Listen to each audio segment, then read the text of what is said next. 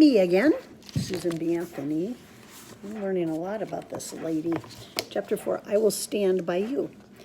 On December 25th, that's Christmas, 1854, Susan left her home in Rochester to go on a statewide lecture tour.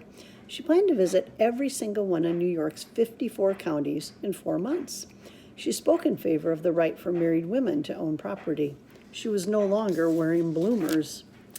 Sometimes she had been surrounded by jeering crowds just for wearing them. Elizabeth convinced her to stop. Traveling through New York State in the dead of winter was not easy.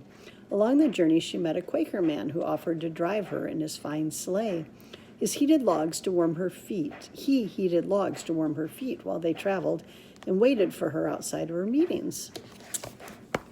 That'd be kind of a cool way to ride. Elizabeth was glad for the comfort until it turned out the man wanted to marry her. Not only did he want to give up her life's work, he believed he was rescuing her from the terrible fate of being an old maid. In the 1850s, most people thought that there was nothing worse than being a single woman, an old maid. Susan turned down his marriage proposal. Susan's punishing schedule gave her terrible back pain, but she continued on.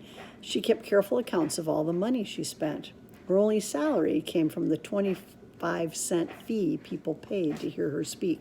They paid a quarter.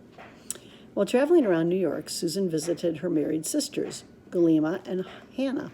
Her sisters were proud of the work she was doing. While Susan visited them, she knew that a life as a wife and mother was not for her.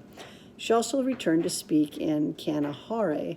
She saw a lot of old friends, including her Uncle Joshua. When the staff of her old school tried to get her to return as a teacher, her uncle said no.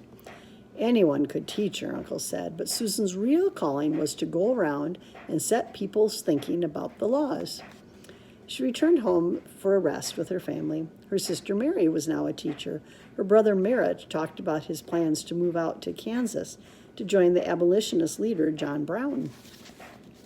Susan began to work for the Anti-Slavery Society.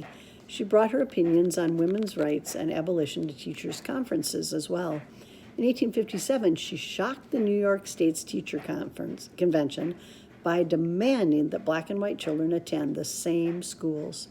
Those schools, Susan said, should also be co-ed. That means both boys and girls. That meant, that's what the next sentence says. That meant both boys and girls could attend. In 1860, Susan and Elizabeth scored a major victory.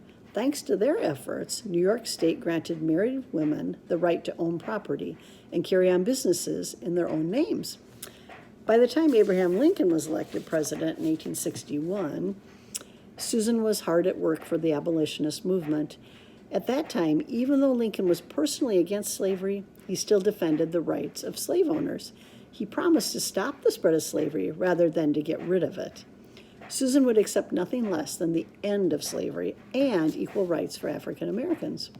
She put together an abolitionist lecture tour with Elizabeth. Angry mobs of boys and men met them at every station, booing, hissing, and throwing rotten eggs. Figures made to look like Susan were dragged through the streets and burned in the public square. Ugh.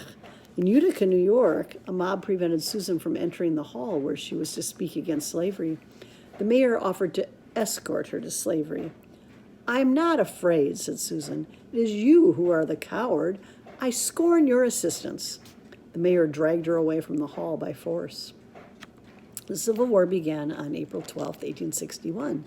With the country at war, Elizabeth thought they should put the fight for women's rights on hold. Susan disagreed, but went along with Elizabeth. They would both come to regret that decision. I wonder why. Regret means they wish they hadn't made that decision. Chapter 5 is betrayal. I wonder who betrays who.